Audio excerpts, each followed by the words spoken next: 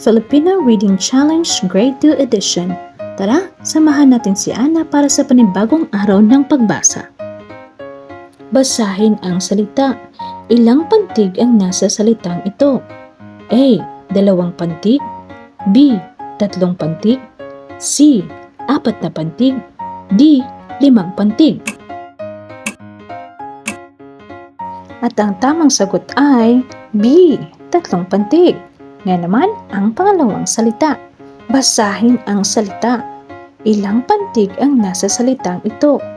A. 3 pantig. B. 4 na pantig. C. 2 pantig. D. 5 pantig. At ang tamang sagot ay A. 3 pantig. Ngayon naman para sa ikatlong salita. Basahin ang salita. Ilang pantig ang nasa salitang ito? A. 5 pantig. B. 4 na pantig. C. 2 pantig. D. 3 pantig. At ang tamang sagot ay D. 3 pantig. Ngayon naman ay kaapat na salita.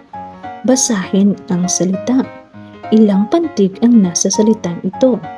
A. 5 pantig. B. 2 pantig. C. 4 na pantig. D. 3 pantig. At ang tamang sagot ay C. 4 na pantig. Ngayon naman, ang panghuling salita. Basahin ang salita. Ilang pantig ang nasa salitang ito? A. 4 na pantig. B. 3 pantig. C. 5 pantig. D. 2 pantig. At ang tamang sagot ay C. 3 pantig. Ilan ang score ng anak mo? I-comment mo na at comment Filipino para sa libreng alpabetong abakada.